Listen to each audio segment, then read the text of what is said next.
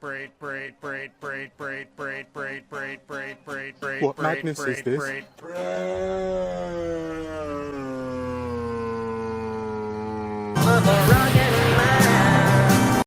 So, Tim Pooh is in trouble because of his take on, funnily enough, the story that I did yesterday. This Carmelo Anthony stabbing of Austin Metcalf. I wrote it down so I remember it. I'm terrible with names. Carmelo Anthony, not a hard name for me to remember because he plays basketball. But Austin Metcalf, I'm shit with names. I'm sorry. This is the type of stuff that I would get in trouble for. Were I famous? Not famous, so I don't get in trouble for it, so. But nevertheless. So Tim has a hot take.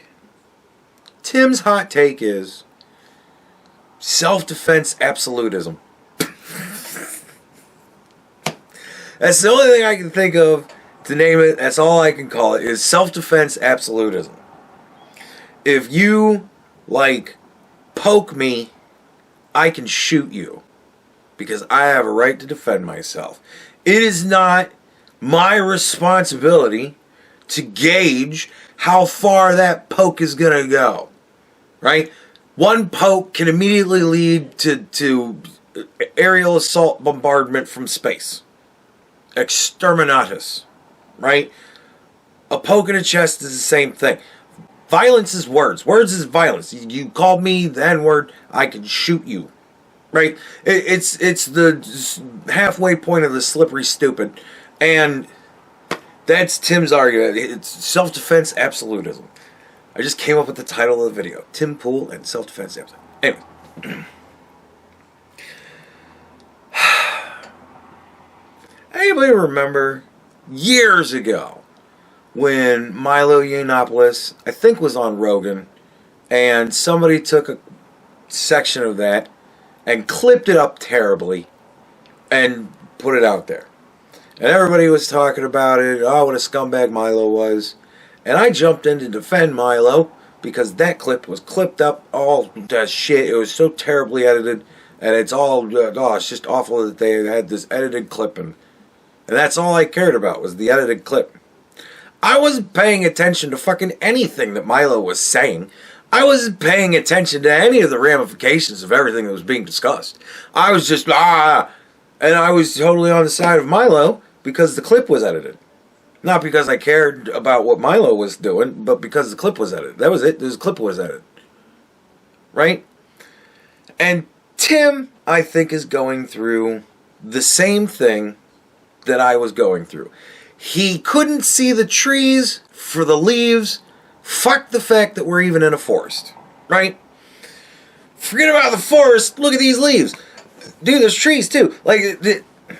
Tim's not paying attention. All Tim's paying attention to is this kid had a right to defend himself. And yes, true enough, this kid has a right to defend himself.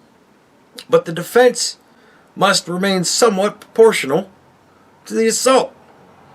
And also, you can't claim self-defense for fights you pick. He's not paying attention to all of that. All he's saying is this kid has a right to defend himself. That's all he cares about. It's the only thing on his mind. This kid has a right to defend himself. It is not up to him to decide as to whether or not Austin Metcalf was going to pull out a gun and shoot him. He didn't know. He had no clue. He could have had a knife himself. This could have been turned up to 11 in no time at all, so he decided to do it first. That's Tim's idea of self-defense, how it works. You touch me, I can kill you. Because I don't know what you're going to do after you touch me. And so he's not paying attention to the fact, well, if you start the fight and then I touch you, you can't kill me. That, right? If I just kind of try to push you the fuck away, you can't kill me. If I don't lay a fist on you or a slap or anything else, you can't kill me. You can't claim defense and have a pristine face for your mugshot. Like, we always put it into juicy Smollett terms, right? What was the he made it home with the sandwich moment in this story for me? Simple. The mugshot. He looks fine. Not a swollen eye, not a cut cheek, not a split lip, not a busted nose, no blood, no bruising, no nothing. Kid looks fine. Right? If you're going to stab somebody and claim self-defense, I gotta at least see a black eye. There's gotta be some damage to you that is visible in some way. And if there was in any way, any shape or form, any damage on that kid at all, we'd be seeing the pictures of it. Look at it, the entirety of his side, how bruised up it is. That's where he was kicking him. Like, we would see that shit because they would post it everywhere because it would so much add to the whole circus of it all. If we had some bruising on this kid, but we don't. And don't give me, he's black. I don't care. Black people bruise too. Fuck you. Like, no. So, kid looks fine. That to me is the same as he made it home with the sandwich. If you get jumped by two guys and they beat the shit out of you, you're not making it home with that sandwich. It ain't happening. And I'm sorry, if you stab a kid and he dies because he is pushing you, I need to see some bruising. Or you used an inappropriate level of force.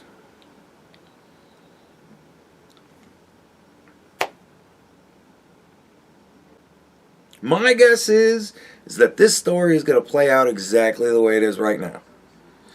Kid was in the wrong tent. Kid got told to leave. Kid said, fuck you. Other kids said, no, fuck you. So why don't you touch me and see what happened? So he touches him. But that's not good enough. Well, now you got to punch me and see what happens. Because if he punches me, then I'll look justified for killing him. But he didn't punch him. He's grabbed his bag, or grabbed him, whatever, and started pushing him out of the fucking tent. Get the fuck out. And so he stabbed him. That's why he looks pristine. And this is going to be the way it's going to play out. This kid is all hopped up on dumb fucking online videos and Reddit forums and BLM and all this shit. And he's a radicalized shithead that decided, I'm going to pick a fight and kill somebody. And who even knows the fucking reasons why. And apparently there's video of this situation. Can't wait to see it. Because something tells me we're going to see at a distance this kid poking the other kid going, alright, now go. And the other kid's going to say some shit, reach in his bag, and the other kid's going to go, alright, fuck you, and start pushing him like this. That's all it's going to be. I'm betting. Or some sort of thing. I doubt it's going to be a tussle where they fall on the ground and roll around and the other kid's throwing punches. Because he's fine. So, and the kid's going to stab him. I bet you that's what we're going to see. And Tim is still going to argue, well, he has a right to defend himself.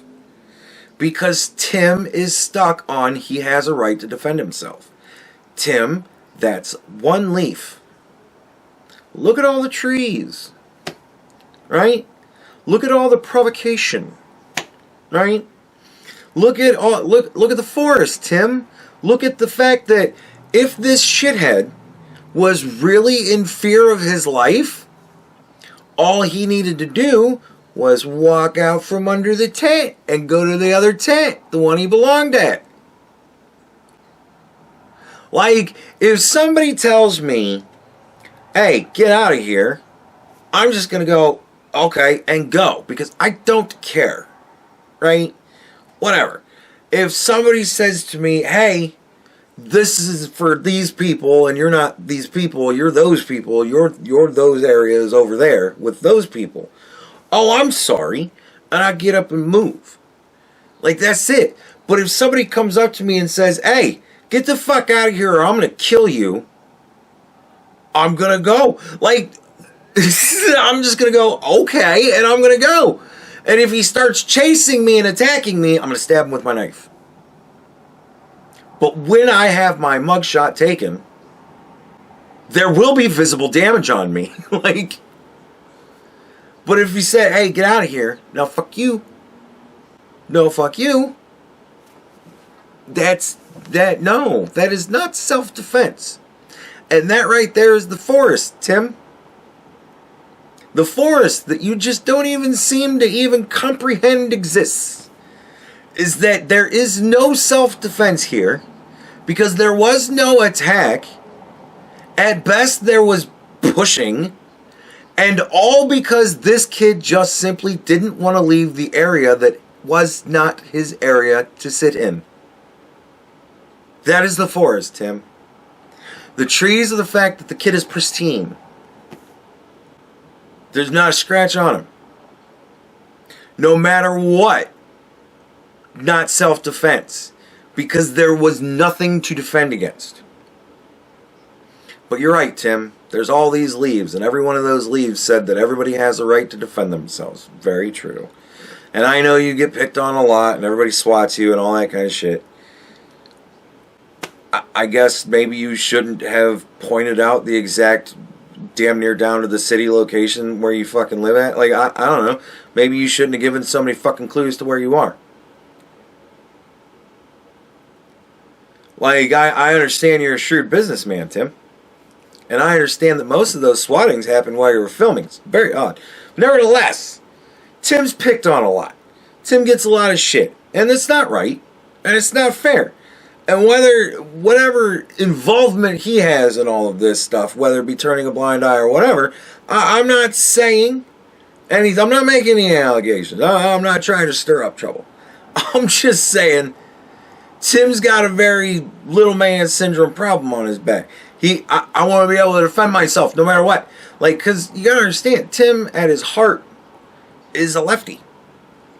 Like, when I first started watching Tim, he was going to be subject matter. He was going to be a guest on my show. A lot. And Tim started to figure it out.